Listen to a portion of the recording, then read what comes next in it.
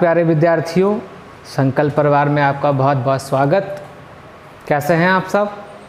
उम्मीद है आप सब अच्छे से होंगे, घरों में होंगे और ऑनलाइन पढ़ाई का आनंद ले रहे होंगे। अभी आपने देखा पिछले क्लासों में हम लोग ऑर्डर रैंकिंग के कुछ क्वेश्चन किए हुए थे और कुछ बेसिक क्वेश्चन किए हुए थे। आज थोड़ा सा उसके आगे हम लोग बढ़ेंगे और यहाँ से हम लोग कुछ नए प्रकार के क्वेश्चन करना सीखेंगे। देखते हैं अगला क्वेश्चन क्या है। अगला क्वेश्चन आपका बोर्ड पे लिखा हुआ है, देखिएगा ज़रा क्या लिखा है, क्या पूछा है। क्वेश्चन में यहाँ पे लिखा था, एक कक्षा में विद्यार्थियों की पंक्ति में ए का बाएं से 10वां स्थान बताया और बी का दाएं से 12वां स्थान बता दिया। ठीक है, ए का बताया है बाएं से और बी का बताया है दाएं से। कह रहा था बताइए उस कक्षा में कुल विद्यार्थी कितने हैं। मतलब ये कह रहा था कि ये जो ए विद्यार्थी है ये बाएं से 10वें स्थान पर है, ये बताया है, और दूसरा बी विद्यार्थी है ये दाएं से 12वें स्थान पर है। दो जानकारी आपको दी गई थी, एक का बाएं से बताया है, दूसरे का दाएं से बताया है। और पूछा क्या है आपसे? कुल विद्यार्थियों की संख्या, मतलब इस कक्षा में टोटल विद्यार्थियों की संख्या आपसे पूछी है। ये था क्वेश्चन। तो कई लोगों का देख के आंसर आ भी गया होगा, मुझे पूरी उम्मीद है, पूरा भरोसा भी है। और कई लोगों के आंसर कुछ गलत भी हुए होंगे, ये भी मुझे भरोसा है, क्योंकि ये क्वेश्चन जब भी पूछा जाता है एग्ज़ाम में बच्चों को भ्रमित करने के लिए पूछा जाता है। ठीक है, और अक्सर बच्चे इसका आंसर निकाल देते हैं, निकाल के वो जो ऑप्शन पर टिक करते हैं वो ऑप्शन अक्सर गलत होता है। अच्छा, पहले तो मैं आपसे पूछ लूँ कि आपका आंसर क्या है। तो शायद है कई सारे विद्यार्थी बोल रहे हैं, मुझे ऐसा महसूस हो रहा है कि जैसे आपकी आवाज़ आ रही है कि आप जो आंसर मुझे बता रहे हैं वो आपका आंसर 21 आ रहा है। ठीक है, कई सारी आवाज़ मुझे सुनाई दे रही हैं जिसमें ये 21 आंसर आ रहा है। अच्छा, मैं ये अगर पूछ लूँ कि 21 आंसर आ कैसे रहा है तो कैसे आ रहा है, ज़रा बताएंगे आप? हाँ, देखो फिर आवाज़ आई। कई सारे विद्यार्थी कह रहे थे कि ये वाला फॉर्मूला लगा दिया है, t बराबर l + r - 1। यही है ना कि बायां और दायां दोनों दिए जाएं, तो आप कह रहे हैं कि टोटल निकालना हो तो ये फॉर्मूला लगा देंगे l + r - 1, यानी दोनों जोड़ लिया, 10 और 12 22, 22 में से 1 घटा दिया, है ना। तो हमने कहा ये फॉर्मूला क्यों लगाया? बोले पिछली क्लास में जो हम पढ़े थे ना वही वाला फॉर्मूला लगा दिया था, बायां भी दिया है दायां भी दिया है, टोटल हमसे पूछा है तो हमने फॉर्मूला लगा दिया t बराबर l + r - 1। क्या ये बात सही है? क्या ये आंसर सही है? बिल्कुल गलत है।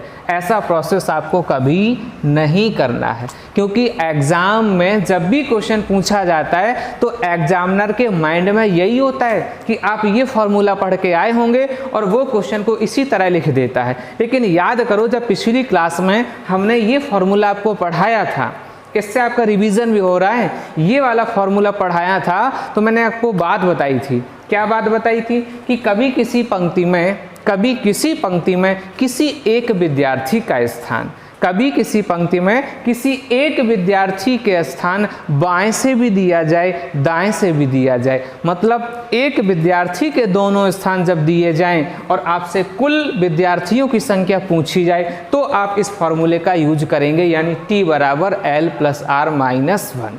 क्या यहाँ वही प्रतिरूप है? क्या नहीं, यहाँ ए का बाएं से बताया है, ए का बाएं से बता दिया और दूसरा विद्यार्थी आ गया है यहाँ पे वी, जिसका दाएं से बताया। एक ये विद्यार्थी है, दूसरा ये विद्यार्थी है, इसलिए इस फॉर्मूले का यूज यहाँ नहीं करेंगे। क्योंकि जब एक ये जो ए है ये बाएं से बताया है, अगर इसी का ही दाएं से बता देता, अगर ऐसा कह देता कि ए जो है बाएं से 10 है और दाएं से 12 है, अगर ऐसा कह देता तो आपका जो आंसर है वो आपका 21 हो जाता। क्या हो जाता? 21। तो वो फॉर्मूला यूज हो जाता। लेकिन उसने ऐसा नहीं कहा, उसने दूसरे विद्यार्थी को दाएं से कहा है, इसलिए यहाँ पर ये वाला प्रोसेस कभी भी नहीं करना, हमेशा याद रखना। ठीक है, ज़्यादातर विद्यार्थी इसी में भ्रमित हो जाते हैं और वो ऑप्शन अपना गलत टिक कर देते हैं। अब आइए देखते हैं तो हमें टिक क्या करना है और हमारा आंसर क्या होगा। चलिए देखते हैं। आगे बढ़ें, इसका सॉल्यूशन हम आपको बताएं, लेकिन उससे पहले हम आपसे एक छोटा सा पॉइंट पूछना चाहते हैं जिससे ये क्वेश्चन आपको डिटेल में समझ में आएगा। मैंने क्या किया, यहाँ पे एक पॉइंट लिया x, ठीक है, दूसरा यहाँ पे पॉइंट लिया y। ये दो पॉइंट हैं जिनके बीच में एक लाइन है, ठीक है, एक पॉइंट है x, एक पॉइंट है y। अगर ये पॉइंट आपको समझ में आ जाएंगे, ये वाली प्रोसेस आपको समझ में आ जाएगा, तो क्वेश्चन का आंसर आपके पास हो जाएगा ऑटोमेटिक। मैंने बताया ये जो लाइन है आपको x से लेकर y तक की लाइन बतानी है कि ये कितने सेंटीमीटर की है, लेकिन कुछ जानकारी मैंने आपको दी। मैंने आपसे बोल दिया ये लाइन 5 सेंटीमीटर की है और ये लाइन जो है वो 4 सेंटीमीटर की है। ये लाइन 5 सेंटीमीटर की है, ये लाइन 4 सेंटीमीटर की है। मैंने आपसे पूछा है कि टोटल लाइन मतलब एक्स वाई टोटल कितनी है, बताइएगा। ये मैंने बताया आपको 5 सेंटीमीटर है, ये मैंने बताया 4 सेंटीमीटर है। एक्स वाई टोटल मैंने आपसे पूछी है। आप मुझे अगर इसका आंसर दे देंगे तो फिर समझ लेना इसका आंसर ऑटोमेटिक आ जाएगा। तो 5 और 4, तो क्या यहाँ पे 5 4 जोड़ लेंगे, 5 4 9 हो जाएगा। क्या ये लाइन 9 सेंटीमीटर की होगी? नहीं। क्यों? क्योंकि हमें इनके मध्य में इतनी जानकारी हमें दी नहीं गई है, ये वाली जानकारी हमें नहीं दी गई है, इसलिए हम इसका आंसर बिल्कुल नहीं बता सकते। ये 3 भी हो सकती है, 2.5 भी हो सकती है, 2 भी हो सकती है, ये डिपेंड करता है।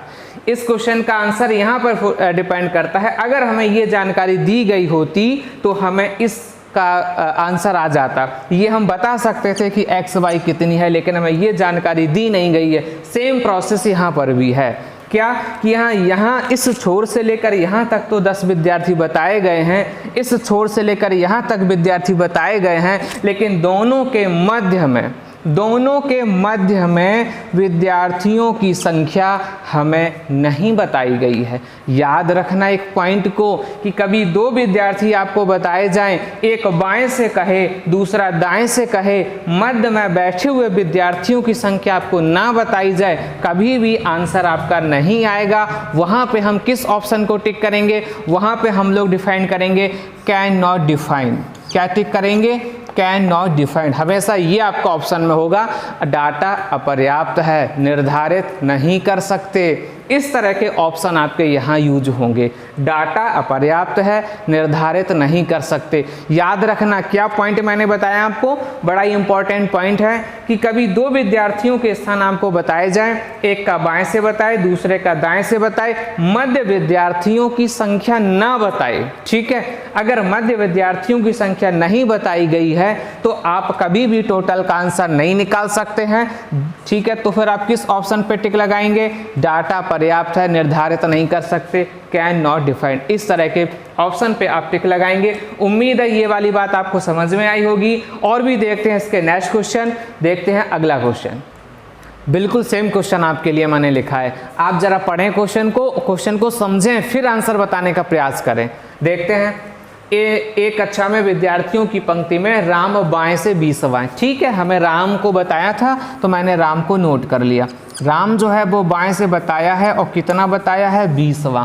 और श्याम को दाएं से 28वां बताया, मतलब ये रहा श्याम और ये दाएं से 28 बता दिया। ठीक है, पूछा गया था कक्षा में कुल विद्यार्थी कितने हैं, कक्षा में टोटल विद्यार्थी कितने हैं। याद रहे, अक्सर विद्यार्थी करते क्या हैं, वो या तो दोनों को जोड़ के बता देंगे, 48 पे टिक लगा देंगे। अगर उनके माइंड में 1 सब्सट्रैक्ट वाला कुछ आइडिया आया तो वो वहाँ -1 कर देते हैं। इस तरह के ऑप्शन होते हैं, लेकिन याद रखना वो सारे ऑप्शन आपके गलत होते हैं यहाँ पे, क्योंकि मध्य विद्यार्थियों की संख्या दी नहीं जाती है, इसलिए हम यहाँ आंसर नहीं बता सकते हैं। तो एक ऑप्शन वहाँ जरूर मिलेगा आपको, जो ऑप्शन होगा आपका C and D, can not defined, data पर्याप्त है, डाटा निर्धारित नहीं कर सकते। इस तरह के जो भी ऑप्शन आते हैं वो हम लोग वहीं टिक लगाते हैं। तो इस क्वेश्चन का भी आंसर हो जाएगा C and D। क्या हो जाएगा? C and D, can not defined. याद रखना। अच्छा, इस तरह के क्वेश्चन में और क्या चेंज करता है? चलिए आगे बढ़ते हैं नेक्स्ट क्वेश्चन की। नेक्स्ट क्वेश्चन में थोड़ा सा चेंज किया हुआ है, देखिएगा, पहले क्वेश्चन को पढ़िएगा। क्या था, विद्यार्थियों की एक पंक्ति में ए बाएं से 15वें स्थान पर है, एक आपको बता दिया है बाएं से 15वें स्थान पर है, तो ये रहा ए और बाएं से हो गया 15वें स्थान पर है। और कह रहा था बी दाएं से 17वें स्थान पर है, बी को दाएं से बताया है 17वें स्थान पर।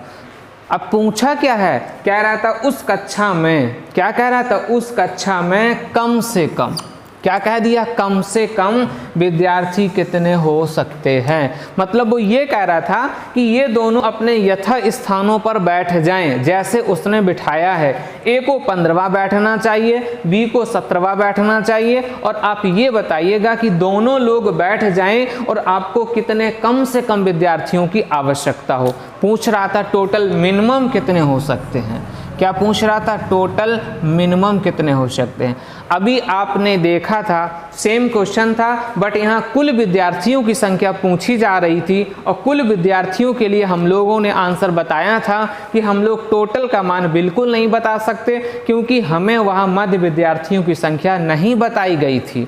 अच्छा, अब यहाँ पे टोटल मिनिमम कह दिया था, कम से कम कितने विद्यार्थी हैं। अच्छा देखो, यहाँ जब कम से कम पूछा जाए, जब कम से कम पूछा जाए तब आपको करना क्या है, याद रखना, यहाँ दो लोग आपको बताए जाएंगे, दो लोग बताए जाएंगे, एक की बाएं से वैल्यू बताई जाएगी, एक की दाएं से वैल्यू बताई जाएगी। अगर ओनली टोटल पूछता है तो आंसर आपका CND हो जाएगा। अगर टोटल मिनिमम पूछता है तो दो वैल्यू में, दोनों वैल्यू में जिस वैल्यू का मान ज़्यादा हो, ध्यान से समझना, दोनों वैल्यू में जिस वैल्यू का मान ज़्यादा हो, यानी आप एक नज़र से देखें 15 और 17, 15 और 17, 15 17 में ज़्यादा क्या है, 17, क्या ज़्यादा है, 17, तो आपका आंसर 17 हो जाएगा। क्या हो जाएगा, 17। हमेशा याद रखना कि 15 17 मतलब जो भी दो वैल्यूज है, कोई दे, जैसे में लेफ्ट राइट का कोई यूज नहीं करना आपको, बस जो वैल्यू में जिसका मान ज़्यादा हो वो टोटल मिनिमम होता है। अब बात ये आई कि कह रहा था कम से कम, कह रहा था कम से कम, हमने यहाँ क्या देखा, ज़्यादा। ऐसी बात कैसे आई, तो ये भी बात समझिएगा। वो कह रहा था कम से कम कितने विद्यार्थी हो जाएं जिससे दोनों बैठ जाएं। अगर हम कम से कम 15 लोग लें, क्योंकि हमें इसको 15वें स्थान पर बिठाना है तो हमें 15 लोगों की आवश्यकता तो पड़ेगी क्योंकि इसको 15वां बिठाना है। क्या उन 15 लोगों में ये 17वां बैठ सकता है? क्या उन 15 लोगों में ये 17वां बैठ सकता है? नहीं बैठ सकता है। क्यों? क्योंकि हमें 17वां बिठाने के लिए कम से कम 17 लोगों की आवश्यकता पड़ेगी। हाँ, 17 अगर हमारे पास हैं तो उन 17 में ये 17वां भी बैठ जाएगा और ये 15वां भी बैठ जाएगा। मतलब कम से कम हमें 17 लोगों की आवश्यकता तो पड़ेगी क्योंकि इसको 17वां भी बैठाना है, इसको 15वां भी बैठाना है। तो इस तरह का प्रोसेस आपके माइंड में हमेशा पता होना चाहिए, जिससे एग्जाम में क्वेश्चन देखें तुरंत आंसर बताएं, कोई भी आपका माइंड में कोई भ्रम ना हो। ठीक है, तो आपने अभी दो बातें सीखी कि अगर दो विद्यार्थी हों, एक का लेफ्ट बताया जाए, दूसरे का राइट बताया जाए। अगर आपसे टोटल पूछे तो आपका CND हो जाएगा, और अगर आपसे टोटल मिनिमम पूछे तो दोनों वैल्यू में जिसका मान ज़्यादा हो वो हो जाएगा। इससे थोड़ा सा आगे बढ़े, अगर इससे थोड़ा सा आगे बढ़े तो बात ये आ रही थी कि यहाँ मध्य विद्यार्थियों की संख्या बताई नहीं जा रही थी, इसीलिए आंसर आता नहीं था। अगर मान लो एग्जाम में मध्य विद्यार्थियों की संख्या बता दी जाए तो आंसर आएगा या नहीं आएगा, ऐसा अगर हमें जानना है तो चलिए आगे बढ़ते हैं अगले क्वेश्चन की ओर। देखिएगा, नेक्स्ट क्वेश्चन आपका फिर से बोर्ड पे लिखा हुआ है। यहाँ पे क्या किया गया है कि अजय को प्रारंभ से 15वें स्थान पे बताया है। अजय प्रारंभ से 15वें स्थान पर है, विजय अंत से 25वें स्थान पर है, और उनके मध्य में, यहाँ पे मध्य में बैठे हुए विद्यार्थियों की संख्या बताई गई है आपको। 9 विद्यार्थी बैठे हैं, तो बताइए उस पंक्ति में कुल विद्यार्थी कितने हैं। अगर ये वाली जानकारी आपको आ जाए, और अभी आपसे कुल विद्यार्थियों की संख्या पूछी है, ठीक है, इससे पहले जो आपने क्वेश्चन देखा था उसमें मध्य विद्यार्थियों की संख्या बताई नहीं गई थी, इसलिए टोटल का मान हम लोग आंसर में नहीं बता पा रहे थे। यानी वहाँ पे हम लोग इस तरह का ऑप्शन टिक कर रहे थे, कहने को डाटा पर्याप्त है, CND निर्धारित नहीं कर सकते, इस तरह के ऑप्शन आते हैं। अगर ऐसी जानकारी दी जाए तो हमारा आंसर क्या होगा, देखते हैं। कह रहा था अजय प्रारंभ से 15वें स्थान पर है, तो अजय जो है वो प्रारंभ से 15वें स्थान पर हो गया। विजय यानी विजय कितना हुआ, 25वें स्थान पर हो गया। अजय प्रारंभ से 15वां हो गया, विजय अंत से 25वां हो गया। उनके मध्य में मतलब बीच में 9 विद्यार्थी बैठे हैं, टोटल आपसे पूछा था। ठीक है, तो अगर ये भी क्वेश्चन एग्जाम में आता है तो भी हम लोग क्या करते हैं कि यहाँ से हमने देखा 15 हो गए, यहाँ से हमने देखा 25 हो गए, बीच में 9 हो गए, 15 25 टोटल ऐड किए 40 हो गए, बीच में जोड़ लेंगे 9 मतलब 49 हो गए। तो हमने क्या किया, टोटल के लिए इन सबको जोड़ लिया, तो हमारा आंसर हो जाता है 49।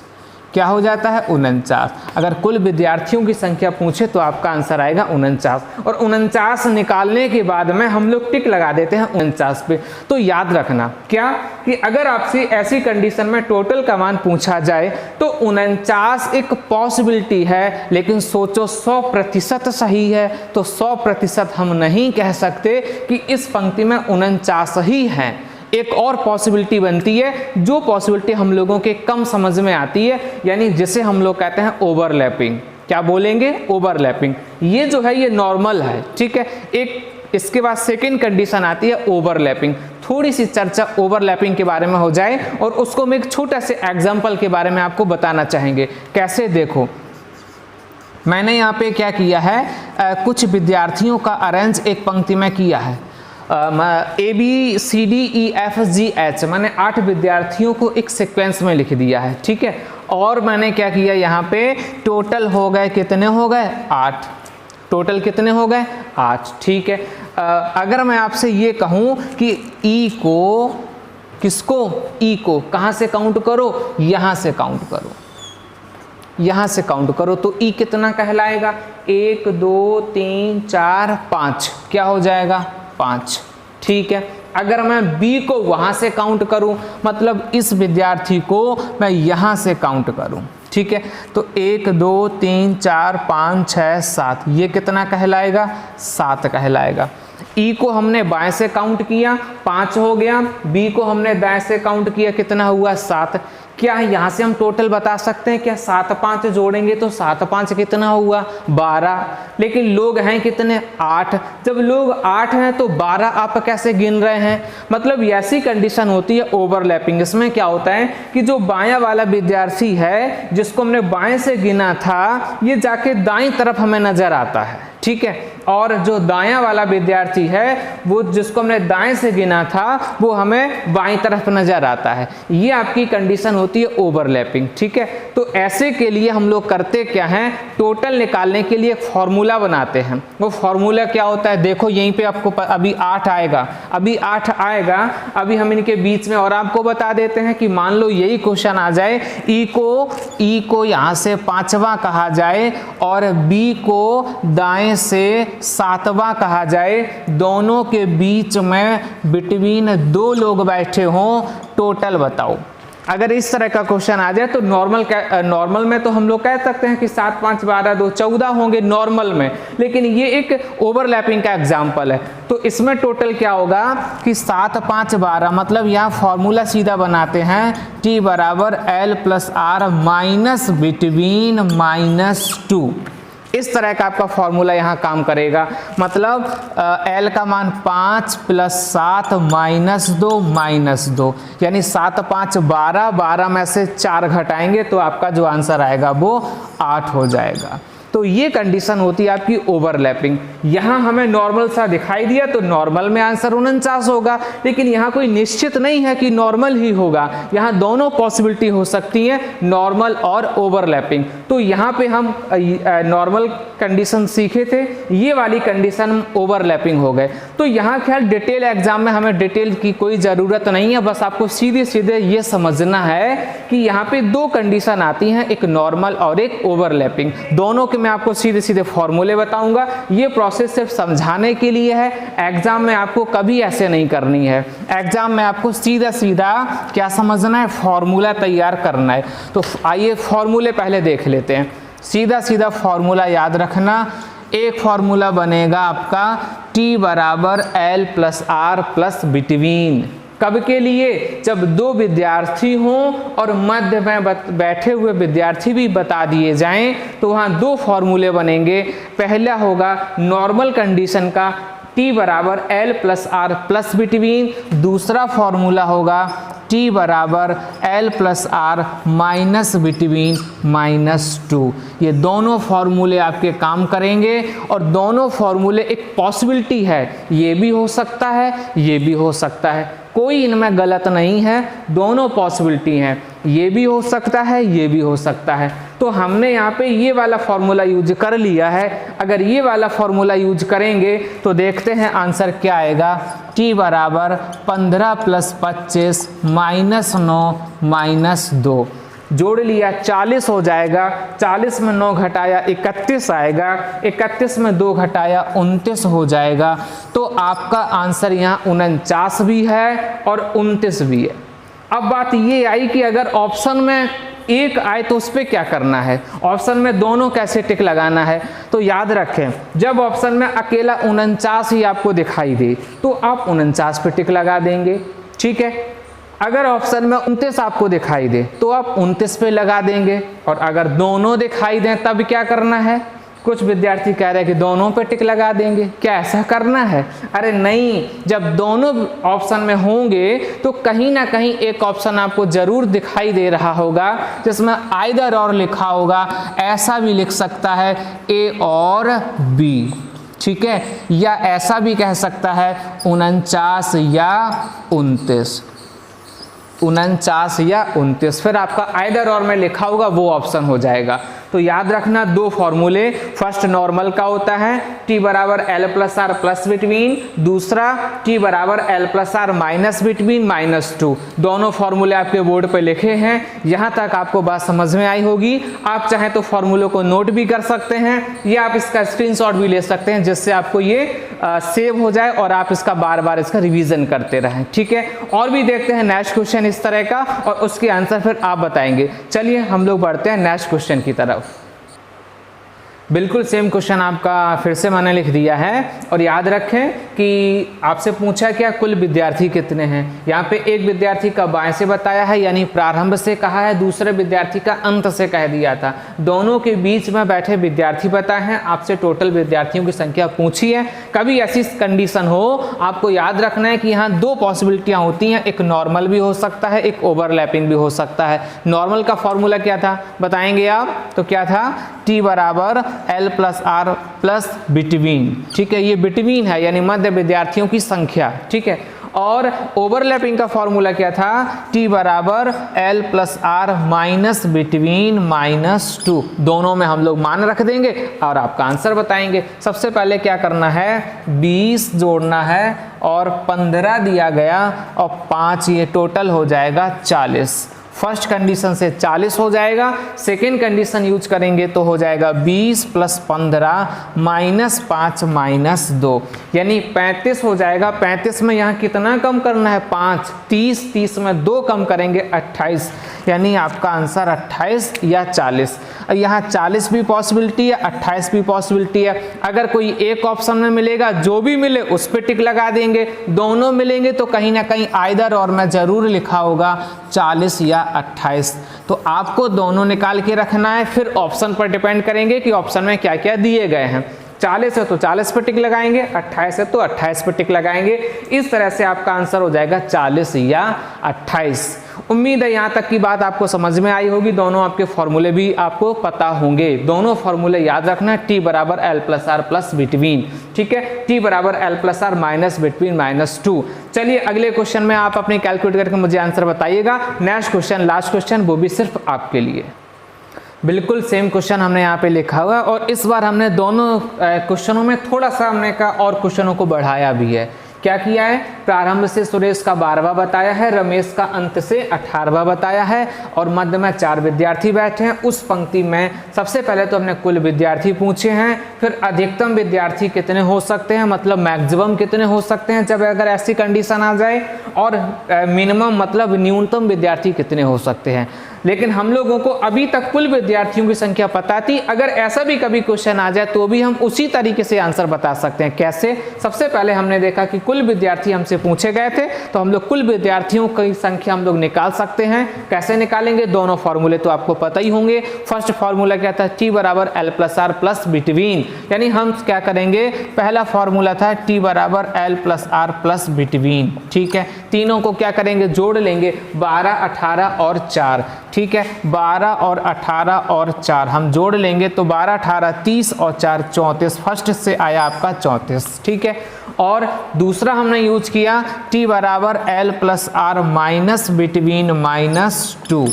ठीक है, L plus R minus between -2, t बराबर L plus R minus between -2। ठीक है, यहाँ आपको दिखाई दे रहा होगा और हम आपको बोल भी रहे हैं। ठीक है, तो हम लोग यहाँ यूज कर लेते हैं 12 + 18 -4 -2, 30 में से 4 कम करेंगे 26, 26 में से 2 कम करेंगे 24। फर्स्ट कंडीशन से हमारा जो आंसर है वो 34 आया और सेकंड कंडीशन से हमारा जो आंसर है वो 24 आया।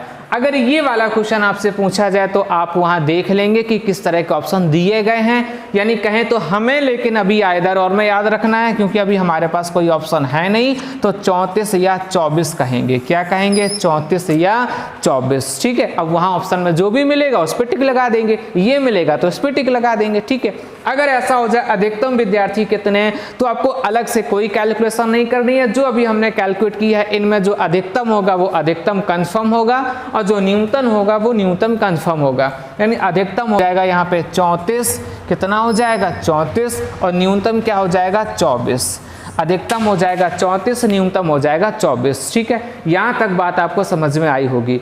और इस तरह के क्वेश्चन भी एग्जाम में कई बार आए हुए हैं जिसमें ये वाली कंडीशन आपको दी जाती है और ज़्यादातर इसमें न्यूनतम पूछा जाता है या फिर कुल विद्यार्थी पूछे जाते हैं। ये दोनों चीज़ें आपकी ज़्यादा इंपॉर्टेंट है, एग्जाम में कई बार आए हैं। एक बार छोटा सा हम तो पूरा रिकैप करेंगे। सबसे पहले अभी तक हमने सीखा था कि 2 विद्यार्थी दिए गए थे, एक का बाएं से बताया जाए, दूसरे का दाएं से बताया जाए, और उन जब बायां दायां बता दिया जाए और उन्हीं में से कुल विद्यार्थियों की संख्या पूछी जाए, यानी हमसे मध्य विद्यार्थियों की संख्या ना पूछी जाए, तो हम कभी भी आंसर नहीं बता सकते। मतलब हम वहां पे कह देंगे डाटा अपर्याप्त है, क्योंकि मध्य विद्यार्थियों की संख्या जब तक बताई नहीं जाएगी तब तक हम आंसर नहीं निकाल सकते। लेकिन हाँ, एक बात है, अगर वो कम से कम कह देगा, अगर वो कम से कम कह देगा तो हम वहां आंसर निकाल सकते हैं। कैसे? बाएं दाएं की जो 2 वैल्यू दी जाएंगी उनमें जिस वैल्यू का मान ज्यादा होगा वही हमारा न्यूनतम आंसर कहलाएगा, यानी कम से कम। बात करें अधिकतम की तो वहां भी अधिकतम भी हम लोग नहीं निकाल सकते हैं, वहां भी अधिकतम जो है वो भी CND ही रहता है। ठीक है, इसके आगे बढ़े कि जब बिटवीन दे दिया जाए तब क्या करना होता है। तो बिटवीन दे दिया जाए, अक्सर हम ये वाली कंडीशन को तो माइंड में यूज कर लेते हैं, लेकिन ये वाली कंडीशन अक्सर हम भूल जाते हैं, हमारा माइंड वहां तक नहीं पहुंच पाता है। तो याद रखना है आपको कि आपको दोनों कंडीशन याद रखनी है, एक नॉर्मल एक ओवरलैपिंग। नॉर्मल का जो फॉर्मूला होता है वो होता है t बराबर L plus R plus between, और ओवरलैपिंग का जो फॉर्मूला होता है t बराबर L plus R minus between -2। ठीक है, तो हम लोग दोनों फॉर्मूले से दोनों मान निकाल सकते हैं। वहां जो भी ऑप्शन में दिया जाए वो टिक लगाएंगे, आइदर और में होगा तो आइदर और में लगा देंगे। इनमें जो ज्यादा होगा वो अधिकतम कहलाएगा, जो कम होगा वो न्यूनतम कहलाएगा। इस तरह से ये क्वेश्चन हम लोग सॉल्व कर सकते हैं। इसके आगे के और भी क्वेश्चन जो होंगे हाई लेवल के वो हम लोग एक छोटे से नेक्स्ट क्लास में करेंगे। और यहाँ तक की बात आपको समझ में आई हो और भी आपको वीडियोज वगैरह देखने हो और भी क्लासों का आनंद लेना हो तो आप चैनल को सब्सक्राइब कर लीजिए और वहीं पास में बेल आइकन को प्रेस कर लीजिए, जिससे सारे नोटिफिकेशन आपको मिलते रहें यथावत। और हमें लग रहा है कि आज का वक्त हो गया है, आज की क्लास अब यहीं रखते हैं और आगे आपको मिलते हैं अगली क्लास में। धन्यवाद।